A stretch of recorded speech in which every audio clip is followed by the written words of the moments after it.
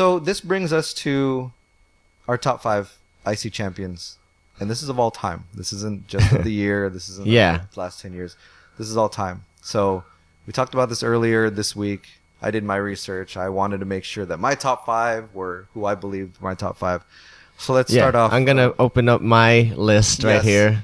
So how do you want to do this? Do you want to label them from 5 to 1, 1 to 5? I mean, no specific order. I think we could both agree on maybe 2 people. Yeah. I'm intrigued on seeing what your top 5 is. Because I can guarantee you I have at least one surprise on here. Okay. The greatest, in my opinion, was Shawn Michaels, and I feel like he's on your list, and you just kind of told. Shawn Michaels is on my list.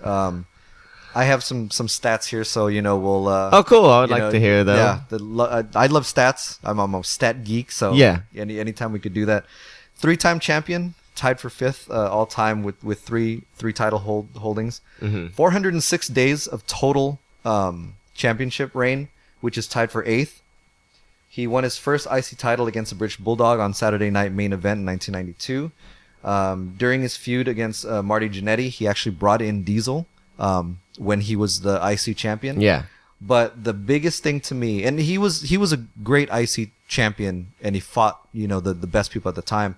But the one match, the one feud that I'll always remember is Razor Ramon, WrestleMania 10 ladder match. That's it. I actually found out, which I didn't know, that him and Bret Hart, I believe, had the first ever ladder match in WWF, a few years prior. Okay. But again, the feud with Razor Ramon that ended at WrestleMania 10. Razor Ramon, if any of you are old enough to remember this or know, your programming, you can always visit WWE Network for $9.99 and watch these old pay-per-views. Shawn Michaels is IC title holder. He got injured. It was vacated. Razor Ramon won the title, but Shawn Michaels was never pinned, never dropped the title. So Shawn Michaels would bring his old belt around when he got back from injury. Yeah, I remember this. So they were kind of going at it, and it culminated in a match at WrestleMania 10, which was a fantastic ladder match, which is even by today's standards. Yeah, probably still when people think of ladder matches, that's the one standout match. Yeah. So that's crazy that happened so long ago, and that's their go-to ladder match. Yes, I fully agree. TLC matches are great, but this is a one-on-one ladder match for the IC title at the biggest stage of them all. I forget who was in the main event picture at the time, but Shawn Michaels having the Intercontinental title, it made it seem like a big deal. And he had, Diesel as the bodyguard thing, and it was a big deal. Yeah. So, and that's when the Clique started, doing their thing. But bringing in Diesel when he was going against Marty Jannetty, Diesel was such a big impact in programming that you always look back, and I always get shocked at how these big superstars kind of get their break. It's like talking about John Cena, and then finding out that one of his first matches was going against Kurt Angle. Remember Kurt Angle, the ruthless aggression thing, and then Undertaker in the back shaking his hand, giving him the get goosebumps, talking about history of WWE. But it's always cool to go back. So you said Shawn Michaels. I agreed with you. One of my top 5, and this is not in any order. One of my top 5, but might be a surprise to you, is Honky Tonk Man. I have this list, and I have 3 definites, but then I have a list of alternates, and Honky Tonk Man is on there. Yeah. Because of, the whole title reign. Yes. But I don't know if I'd put him there because he was kind of a joke character. He was. If you really think about it, he's still a joke character when he comes out in gimmick matches, stuff like that. Yeah. But, these guys at the time, they still had plenty of people to put an IC title on, But again, some specs are he was one-time champion. This tied for 7th. Only won it once. It's the longest reign. But he had the longest reign of 454 days total, which is the 3rd longest total among all IC champions. But 454 days. That's that's more than a year, 2 months, and some days. It's crazy. That's insane. Just to and he defended it. Yeah. I'm looking at you, Nikki Bella. He did defend it. I'm looking at you. The champions defend. Hello. But he defended it. He battled everyone. But did he give it that aura of, the Intercontinental title? I want that. I think he did. I thought the way that you did. So I saw some old matches of Honky Tonk Man, and he didn't have the greatest matches. I mean, he had a fucking guitar and a jumpsuit. And he didn't have the greatest moveset. Guitar and a jumpsuit. But at the time when he won the IC title, he was still battling, the good wrestlers at that time. He didn't have spectacular matches, but he defended it. He was a defending champion. He fought people like Ricky the Dragon Steamboat. He fought people like Jake Roberts. Mm-hmm. He even went with, Hulk Hogan and, Bruno Sammartino. George the Animal Steel he had a good feud with, It was, at the time, you were, when you were a champion, you had the title for longer. But still, even up to this day, to still, have it for 454 days, that kind of says something. All right. I don't know if I'd put him on my top 5, but by the time we're done with this, I'll have a definitive top 5 because I really do have just a confirmed 3. I fucked up and didn't put any alternates, so I'm stuck with my top 5. Okay, well, all right. So who do I have? The next person I have, and I think we'll both agree on. I think he's on your list, and if he's not, he should be. Is the guy that took the belt from the Honky Tonk Man? It's the Ultimate Warrior.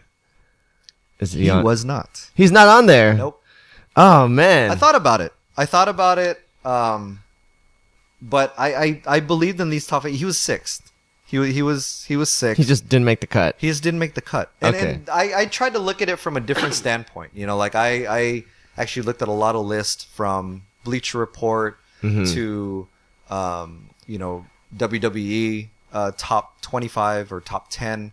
All right. So I did a little bit of research. So, like try to think what other people thought, but I just he Ultimate Warrior just didn't do it for me as far as a top 5 guy. But I do have some specs for you. He was a 2-time champion. Yeah. 432 days total.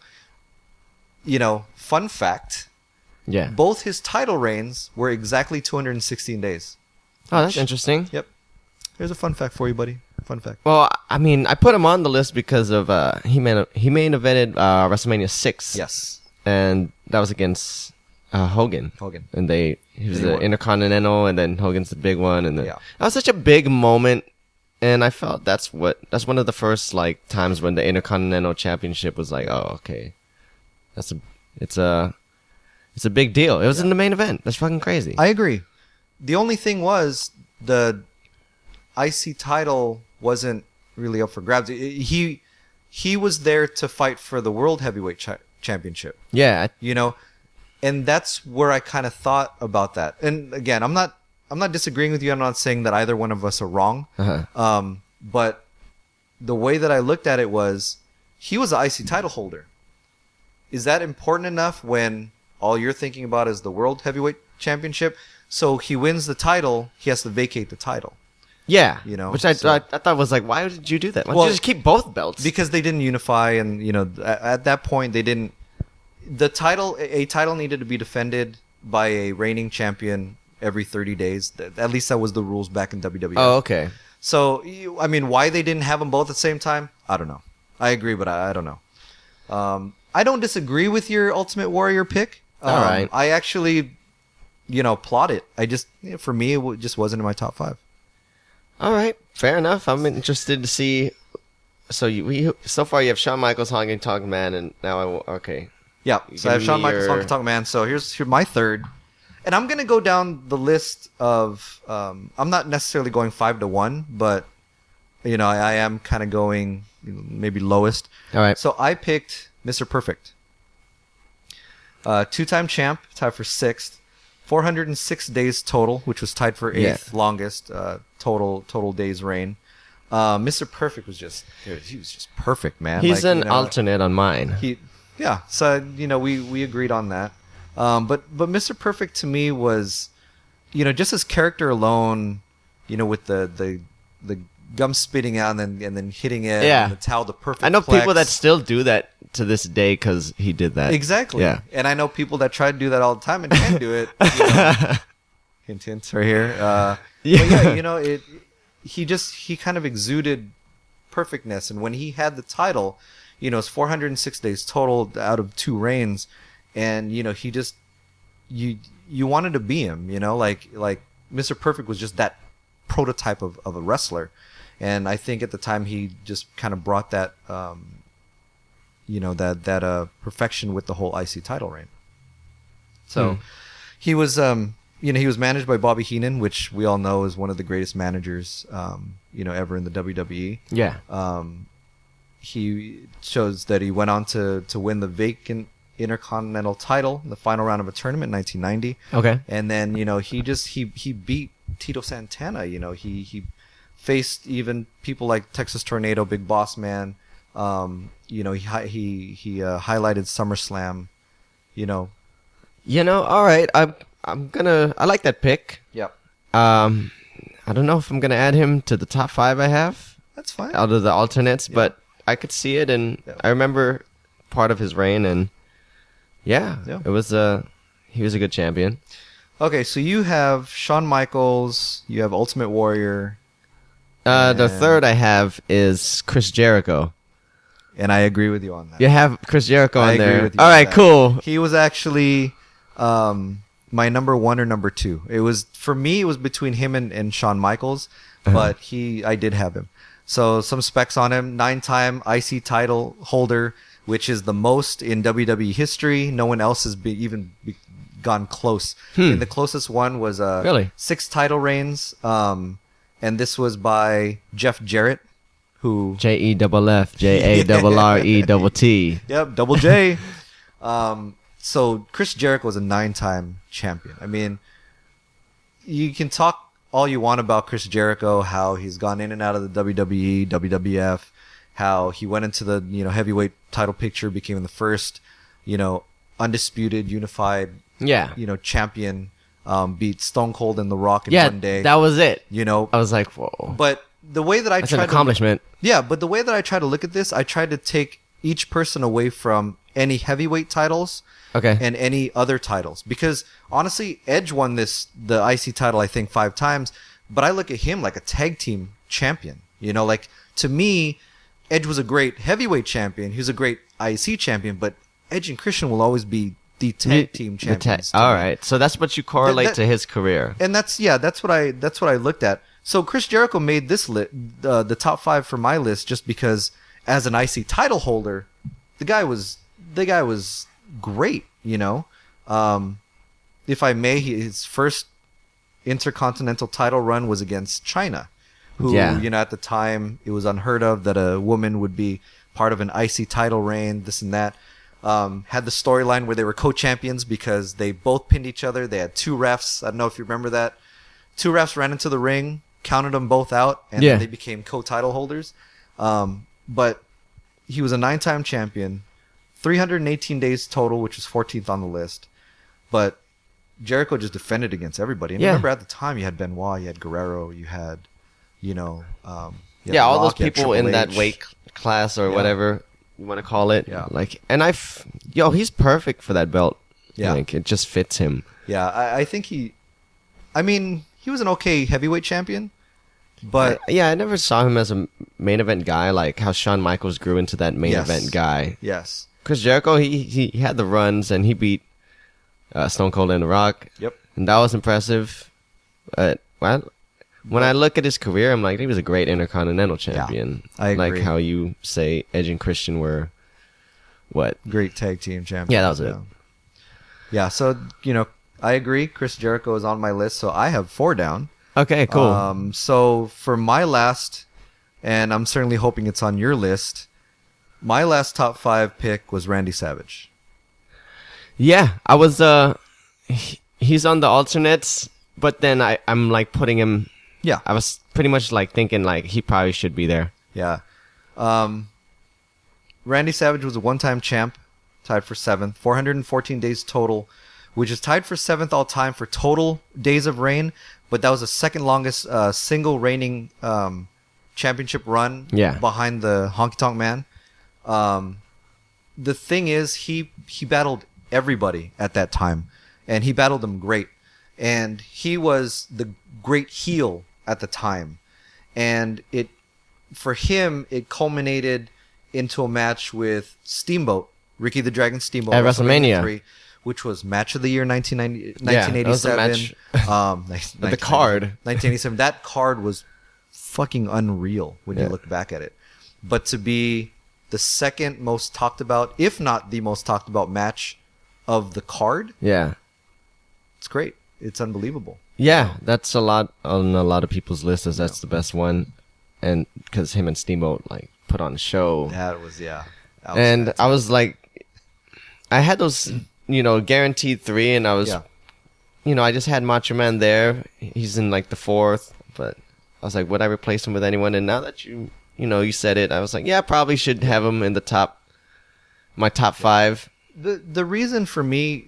The reason why I'm bringing up all these days and reigns and stuff like that, total days, is because, the company believes in you. We talked there earlier. No matter what we want to believe, everything is scripted in WWE programming. The storylines are scripted, so it's up to Vince McMahon, to put the title on you, take the title off you. They'll build storylines around anybody if they want you to be the champion. Yeah. To believe in these guys for 454 days, for 406 days, for 414 days, that's more than a year. Yeah, Savage he was like the second biggest star. Yeah. They held he was what are they, Hogan and him called? Oh, the no, they weren't the superpowers. Something powers. The superpowers. Yeah, it was the superpowers, and he had the Intercontinental title, and Hogan had the heavyweight title, right? Were they the superpowers, or was that Hogan and Ultimate Warrior? I'm pretty sure it was Savage. The Mega Powers. Yeah, that was it. It was Savage and... Sorry. It was Savage and Hogan. Yeah, so they were the Mega Powers. I agree. Hogan was your heavyweight champion. Savage was your IC champion. But Savage, God rest his soul, he was everything a wrestler should have been. Like he had the charisma, he had the moxie. Yeah, he should have been bigger than Hogan, man. He had the personality. Yeah, but I don't know. Hogan he had the bigger appeal. I don't know. But Savage, flying elbow drops from the rope. That's still that's a crazy move. Personally, considering he's such a big dude. Yeah. Yeah. Personally, I wouldn't have bought Slim Jims from Hulk Hogan. I would only buy him from Randy Savage. Yeah. Oh yeah. Like I love that so much. Like whenever he came on and did a promo. And I look back at them now, like, man, that guy just had a way with the mic, the way he could talk, and he played his character perfectly. I agree. Speaking of that, I think any guest that we have on this show, I think we should, before we begin any topics, we should have them do the best impression that they can of Randy Macho Man Savage. Okay. Ooh yeah, that's mine. That's mine. But I think everybody. Knows who Randy Savage is if you're a wrestling fan, and he was the greatest IC, one of the greatest IC champions, if not one of the greatest champions of all time. Yeah. All right, then. I agree with you. So who is your top 5, or did you have any more alternates? I never really picked a 5, so let me just throw a couple names at you. China.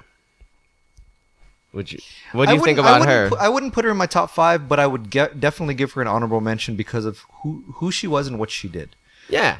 She was the only female to ever be a champion in a male-dominated division. Yeah. And I agree. And she wasn't like a joke. She was having matches with these guys. She's fucking hitting Jeff Jarrett with fucking guitars and shit. Like her and the Eddie Guerrero matches, her and the Chris Jericho matches.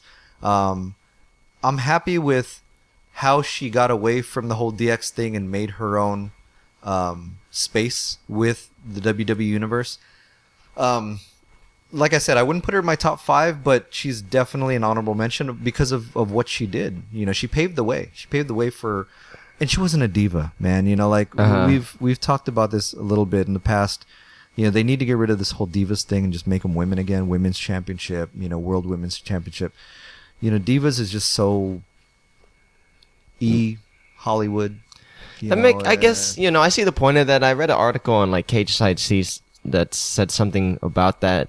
I don't really have a problem with calling them divas, but what needs to change is they need to be treated with more respect. Yeah, I agree. But they need to be put into storylines that give them more respect because, like you said, they haven't been. So okay, I'll give you China. All right. Well, let me go like a few more names. Razor Ramon. Would we put him? I put him in the top 10. Definitely top 10. Top 10, yeah, for sure. Yeah. Just even off that ladder match, and like Razor Ramon as a character, and him holding the belt, and like I could just still see him walking out with it, like in my head. I replaying like watching Raw, and he's walking out being fucking. Yeah, it was the personalities that these guys had back in the day that a lot of wrestlers nowadays they don't have. They'll walk to the ring. They'll do their little spiel, but they don't feel it. Razor Ramon, he was the bad guy. Yeah, he had a presence. You know, like he threw that toothpick with authority, you know, like, and that's what I miss kind of about, you know, old school programming is these characters don't really believe that they're characters. It went with our whole topic last week about social media and stuff. Yeah, like that. how essentially like that destroyed the kayfabe aspect of it. Yeah. So, and one more name. What else? Or maybe I'll even throw 2 more. So one is Triple H. Okay. I'll give you my reason why I didn't pick Triple H, Stone Cold, or The Rock. Okay.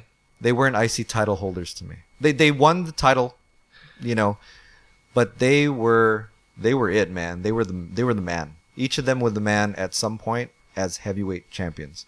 But Shawn Michaels, you could say the same thing about him. Yeah, but he made such an impact as an IC title holder. Honestly, The Rock, Triple H, and Stone Cold, in this case Triple H, he never really made an impact as an IC title holder. Remember, when he won it, he was still Hunter Hearst Helmsley. So he wasn't the game yet. You know, he wasn't the cerebral assassin. He was a guy in a gown that, you know, bowed. Fair enough. You know, he had a reign with the Triple H when he was in DX, right? Who? Sean? Who? Triple H. He had the Intercontinental title when he was in DX, right? Am I wrong? At one point, yeah. Like, because Triple H has won it 5 times. Mm-hmm.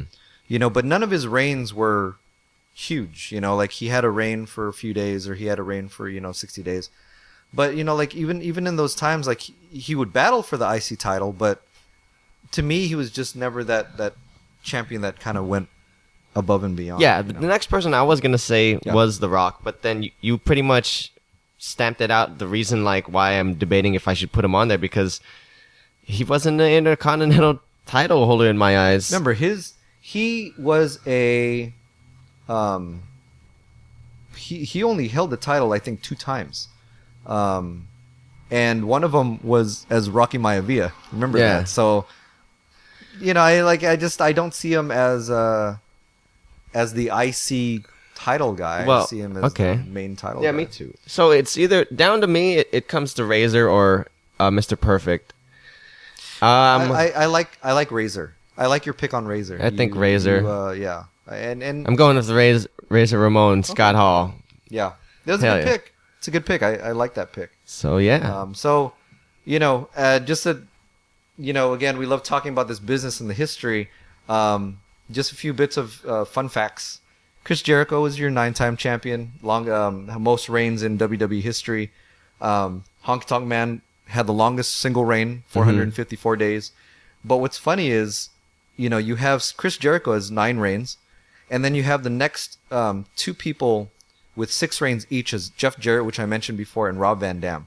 RVD. Remember, RVD. He might not be a bad pick. Yeah, but he held the title 6 times, total of 211 days. And remember, he had ECW first. Like he wasn't even on WWE programming for a very long time. Yeah. So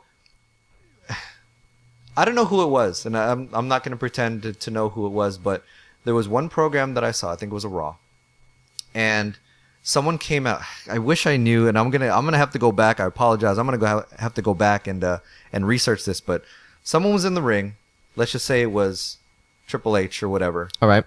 And he came out and said, "I'm a 11-time world heavyweight champion." Right, for example. Okay. Whoever he was talking to said, "That's great. You also lost the belt 10 times." So, it's like, if you really think about it, it's like, okay, great. I'm a Ric Flair. I'm a 16-time world champion. So John Cena, I'm a 15-time world champion. Yeah, you also lost the belt that many times. Yeah, I always thought about that in the back of my head. Yeah. But it sounds impressive. Hey man, I'm not saying that, the Dudley Boys 24 tag title reign is not impressive. It's just kind of something to bring up. But that was I think we both had good lists. I think we both had people that we really believed in. I know you were surprised by my Honky Tonk Man and Miss Perfect at first, but I think we had good picks. I think we had really good picks. Razor never even won the heavyweight, right? Razor never won. I don't even know if he had. He never had the main title. Yeah. So I can only see him with the Intercontinental. Yeah. And yeah. So Razor Ramon. I like that. All right, that's cool. I'm just gonna wait till the day that I could add Ryback to that list. Okay, don't hold your breath. But, yeah. We'll see. So that seems like it's gonna end our show. We need to do this more often as far as best of. Again, that was fun. For those of you out there, throw us some topics. Who do you want us to break down in top 5s, even top 10s? Next time maybe we'll do best tag teams, best storylines, whatever you want to do. Throw us some comments, throw us some feedback. But it was great again. Yeah, that was fun. Great episode. Next week, remember, we tackle Night of Champions preview. Hopefully by then we'll have a full card. If not, then we'll have most of a full card. And then Night of Champions, September 20th on WWE Network for only $9.99. I've been your host, OJ. He has been my co-host, Doza, the cool guy. You can hit us up on shootsessions@gmail.com. You can find us on iTunes at Shoot Sessions. You can follow us on Twitter, Instagram, Facebook, YouTube. I don't know. We don't have a channel name, but find us on YouTube. You can actually find us on YouTube. I believe it's youtube.com/Shoot Sessions. If not, go in the search bar. You can search us for us, Shoot Sessions. We'll have this up tomorrow, or by the time actually you hear this, it'll be up. Yeah.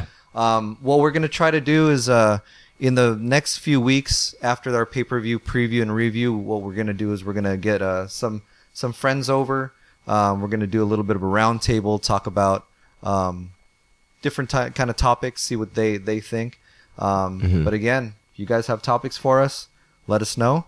And it was fun. It was fun. All right. So we'll see you next week, guys. Have a good week. Enjoy WWE programming. Take care. Peace.